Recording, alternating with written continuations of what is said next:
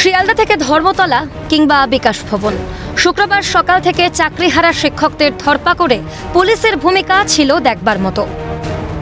পুলিশে ছয়লাভ শহর কলকাতার একাধিক রাস্তা। পুলিশের মার খেয়েও পুনর্বহালের দাবিতে অনড় চাকরিহারা শিক্ষকরা। যতদিন যাচ্ছে ততই বাড়ছে আন্দোলনের ঝাঁঝ।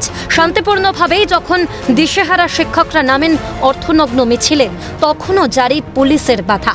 শিক্ষকদের উপর পুলিশের এহেন আচরণে ক্ষোভ জমছে জনমনে, ক্ষোভ জমছে রাজনৈতিক মহলেও। এই তো বীরভূমের এককালীন দাপুটে নেতা অনুব্রত মণ্ডলও পুলিশের মাকে স্ত্রীকে অশ্রাব্য ভাষায় গালিগালাজের অভিযোগে অভিযুক্ত। সুকান্ত মজুমদারের প্রশ্ন, অনুমতি নেই এই অজুহাতে শিক্ষকদের আটক করছে পুলিশ, অনুব্রতকে আটক করছে না কেন? বলে যোগ্য শিক্ষকদেরকে আপনারা রাস্তা থেকে তুলে নিয়ে যাচ্ছেন, অনুব্রত মণ্ডলকে কেন তুলতে পারছেন না বাড়ি থেকে? এটাই পশ্চিমবঙ্গ পুলিশের বাস্তবিকতা এবং পশ্চিমবঙ্গ পুলিশের অপদার্থতা প্রমাণ করছে, এবং পশ্চিমবঙ্গের পুলিশ মন্ত্রীর অপদার্থতা প্রমাণ করছে, যে পুলিশ মন্ত্রী একজন মহিলা। শিয়ালদা স্টেশনে চাকরিহারাদের ধরপাকড়ে পুলিশের উপস্থিতিও দেখা যায় শুক্রের সকালে।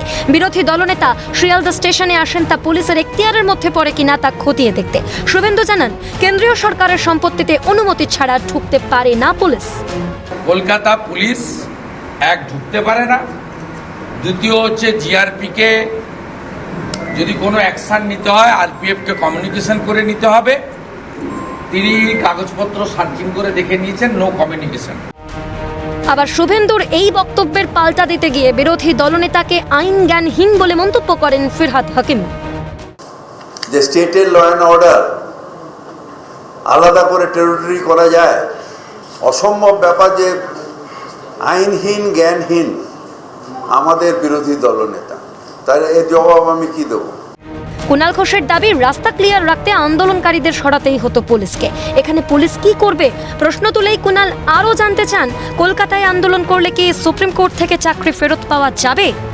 পুলিশ ওখানটা করবে কি? যারা বলছেন চাকরি হারা লড়াই করছেন, ঠিক বলছেন, কিন্তু লড়াইটা তো সুপ্রিম কোর্টের, লড়াইটা তো কলকাতার রাস্তা আটকে নয়। তো রাস্তাটা ক্লিয়ার রাখতে সরে যেতে হবে, আর আপনারা নিশ্চয়ই সরে যাওয়ার জন্য যাচ্ছেন না।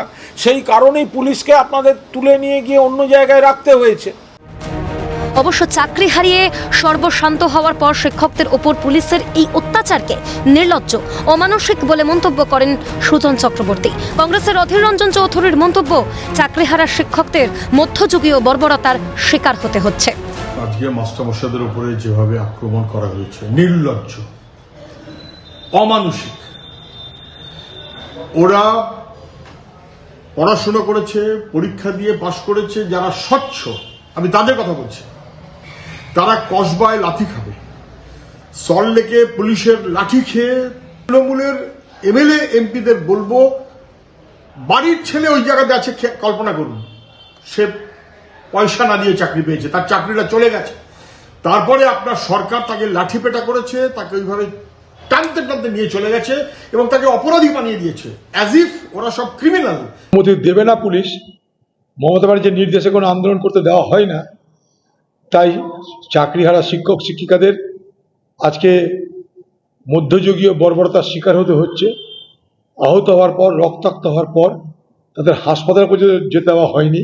দেওয়া পেশ করার জন্য তারা যখন মিছিল করতে চাইছে, তখন মনে হয়েছে পুলিশের মমতার নির্দেশে তাদেরকে আটকানো হয়েছে, তাই তারা আটকিয়েছে। শিক্ষকদের মার খেতে দেখে দাঁতে দাঁত চিপে আছে চাকরিহারাদের পরিবার। দিনভর এভাবেই সরগরম হয়ে থাকছে রাজ্যের রাজনৈতিক মহল। ক্যালকাটা নিউজ।